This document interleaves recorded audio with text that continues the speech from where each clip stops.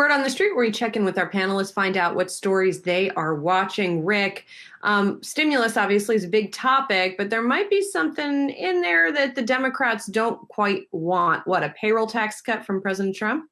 Yeah, the fight is officially underway now. Congress will be back to start working out this plan, and it's become apparent we need more, probably by the end of July when some of these measures expire. So Trump has now said he insists that there is a payroll tax cut in whatever this legislation turns out to be.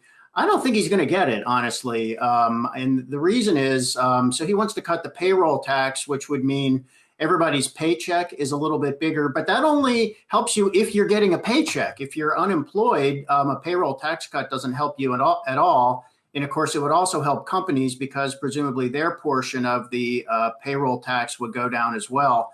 So you'd have both workers and their employers paying less. But let's remember what those payroll tax cuts finance. They finance two things, which are Medicare and Social Security. The numbers are already pretty grim about Medicare in particular, which could start running out of money as soon as 2023 by some estimates. So if you reduce the funding for Medicare even more, you could make the funding problem even more acute there.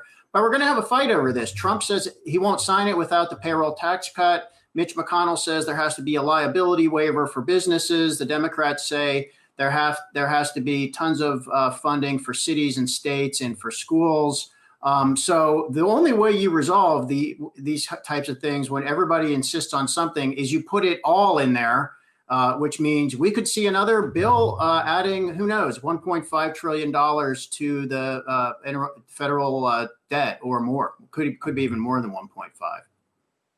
Rick, I've seen something bandied about online about just providing continuous stimulus to individuals rather than a payroll tax. What do you think the odds of something like that passing are at all? I mean, it was already a huge deal to get the original $1,200. And I mean, yeah, when you're talking about people out of work for this long, that's nothing.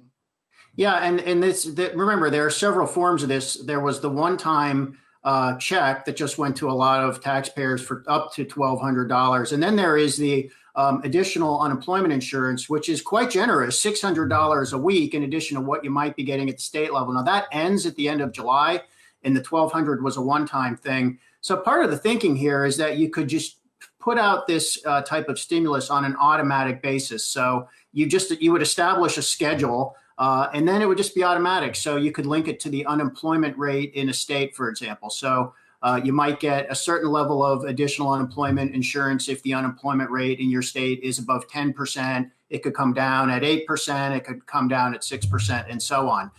That would free Congress from having to vote on this one time after another. And there are other types of stimulus measures that are automatic. They're called automatic stabilizers. So in principle, it's a good idea. I mean, there is some opposition and some at least anecdotal evidence to the that people are making more from unemployment insurance than they were making in their jobs or than they would be making if they went back to work, and that this might be a disincentive to go back to work. So my guess is they're going to continue the unemployment plus up, but probably at some level below $600. And it might sort of be graduated so it phases out over time. Hey investors, Zach Guzman here. Are you interested in learning more about the markets and getting the latest financial news? Well, then click right here to subscribe to our Yahoo Finance YouTube channel.